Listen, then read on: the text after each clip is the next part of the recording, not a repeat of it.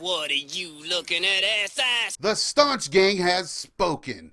And when I asked you what Damon Wayans movie you wanted me to cover next, well, honestly, I thought I knew which movie would win. But I was wrong, and you guys have spoken, and my fans get what they want. In fact, you're all like family to me.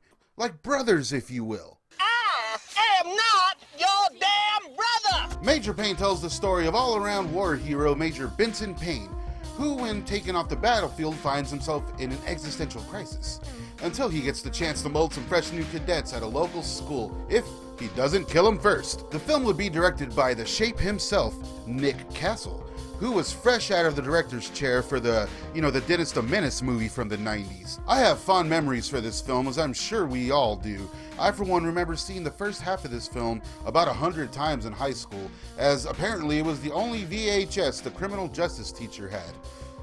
I'm old. Anyhow, this is one of those movies that just gets better with time. And in retrospect, well, I'm guessing was the most challenging role Damon Wayans' classic film characters.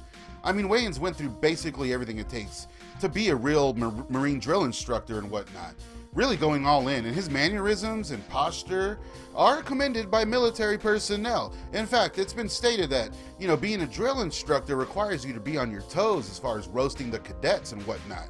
Something that Wayans took advantage of, as he has a stand-up comedy past, as we all know. And we really do get some funny moments here, most of which I'm sure are pure improv.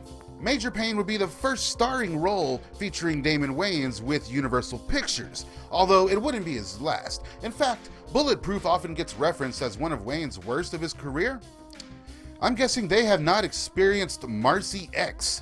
Oh my god. And with Major Payne, we get that sleek Universal Pictures look and feel that really helps the film, which does get a little dark at times, but never really pushing the envelope, Although, I guess the envelope was pushed as far as it could get at this point.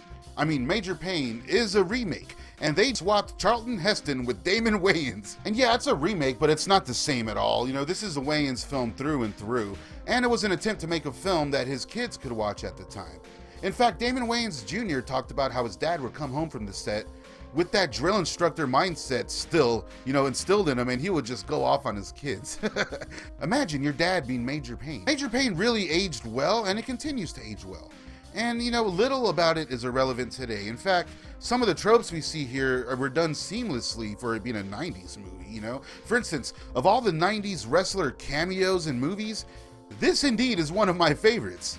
And of course, we get the 90s trope kids, the fat one, the rebel, the youngster, the dork, the fat one. Wait, did I already say that? And the summer camp kind of feel throughout the whole movie, kind of like the heavyweights thing going on, where you got the down and out, ragtag group, and they have to face the other, the other school, the other camp, the other cadets, what have you, at the end of the film. Well, it all kind of comes full circle, but it's done kind of, on the fly here, and not exactly how you'd imagine. Like in the 11th hour of the film, fucking Major Payne totally just dicks over his cadets. As for the supporting cast, well, we have Karen Parsons, Albert Hall, William Hickey, Michael Goddamn Ironside, and as for the kiddos, well, we got a pre-batshit Orlando Brown. The Shermanator is here. What the hell was that, you little freckle-faced cartoon? And Steve Martini, who, was a protege of Robert Redford before this, and he went on to do some pretty cool things. And although the film got mixed reviews, Roger Ebert himself did have nice things to say.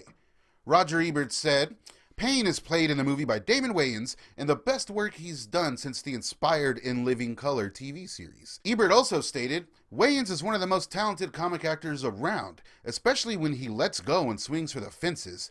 In some of his earlier films, including Mo Money, he was softening the edges a bit too much. His best work, including the Men on Film segments of In Living Color, depend on outrageous behavior. And as for Major Payne, he is plenty outrageous."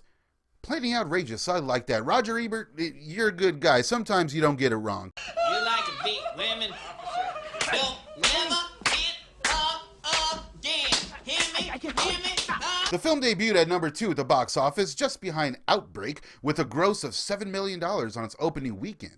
and Major Payne went on to gross $30 million worldwide, making it a pretty successful film for Wayans. However, the next year, 1996, would see 3 flops in a row from the star, a time in his career that I feel the trajectory was just changed undeniably, as in 1998, we would see his first leading TV series, Damon. And, his film output from then on, well, the less said, the better. However, those 3 supposed flops are all considered cult classics now.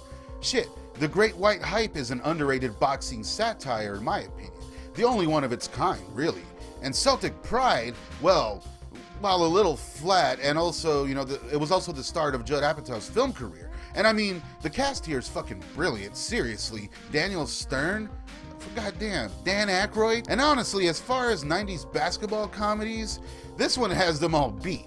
I mean, and for any Celtics fans, well, hey, you got your own movie. I will always be a fan of Damon Wayans, count on that.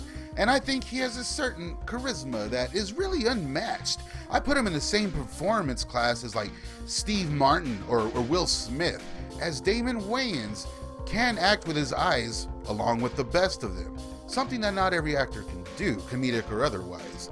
And he always has a presence on film regardless of the size of the part. It's hard to imagine this flick without Damon Wayans.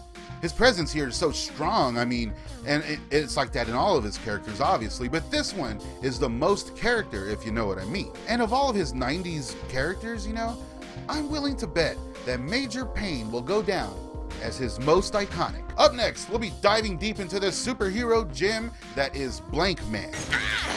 And go check out my YouTube post right now, where you can vote on which Marlon Wayans flick we'll be doing. We're gonna start doing those too, God help us all. Subscribe, hit that little notification bell, consider joining our Patreon, click the link above, and get yourself a Staunch TV shirt right now. Hey, it's the 90s.